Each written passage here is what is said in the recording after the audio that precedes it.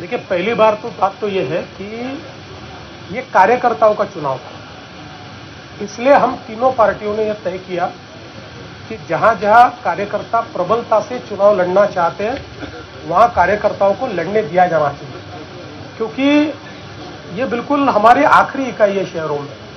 और कार्यकर्ता हमेशा कहता है कि भाई, आप लोगों के लिए हम मेहनत करते हैं, हमारे लिए आप कब करोगे। इसलिए हमने तय किया कि कार्यकर्ताओं को लड़ने दीजिए।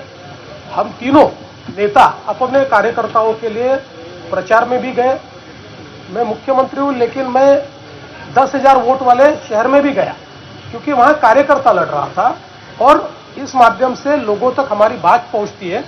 इसलिए हमने इस चुनाव को ठीक ढंग से निभाया। और मुझे ऐसा लगता है कि इक्का दुक्का जगह पर तनाव हुआ, मैं नहीं कहता, लेकिन वो छोड़कर ओवरऑल कहीं पर भी तनाव नहीं दिखा। ये पीसफुली हुआ, क्योंकि हमने अपने अपने केडर्स को कहा था कि भाई, कहीं पर अगर हम एक दूसरे के सामने लड़ रहे हैं, तब भी हम एक दूसरे के शत्रु नहीं, हम एक दूसरे के दोस्त हैं। हम लोग साथ में सरकार चलाते हैं, इसलिए इसको अलग ढंग से न लिया जाए। तो मुझे लगता है कि इस मामले में कोई किसी के मन में शंका नहीं है। और मैं आज भी कहता हूं कि आप देखिएगा, हम तीनों पार्टियां मिलाकर 75% जो नगर पालिकाएं हैं, उस पर हमारा कब्जा होगा, या हम लोग उसको जीतेंगे तीनों पार्टियां मिलाकर।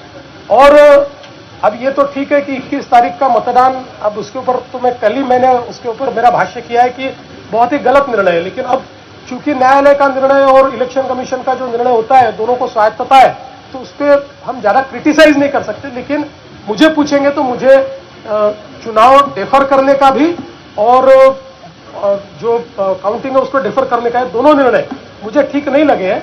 तो उस पर मेरा रिजर्वेशन है ही। लेकिन मुझे लगता है पुलिस के ऊपर यह जिम्मेदारी है, क्योंकि ये आज ही मैं आपको बोल देता हूं कि जैसे ये लोग हारेंगे 21 को, काउंटिंग के बाद जैसे हारेंगे, वैसे ये लोग बताएंगे कि सरकारी पार्टी ने षड्यंत्र करके काउंटिंग को आगे बढ़ाकर ईवीएम कैसे बदल दिए। ये रिथॉरिक आने वाला है, ये एक प्रकार से उनका डायलॉग तो है।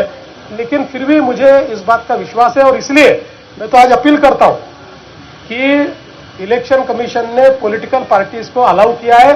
सारी जो अपोजिशन की पॉलिटिकल पार्टियां हैं, अपने 2-2 प्रतिनिधि ये जहां ईवीएम रखे हैं उसके बाहर खड़ा करें, 24 घंटा पहरा दे, हारने के बाद इसके ऊपर टिप्पणी न करें।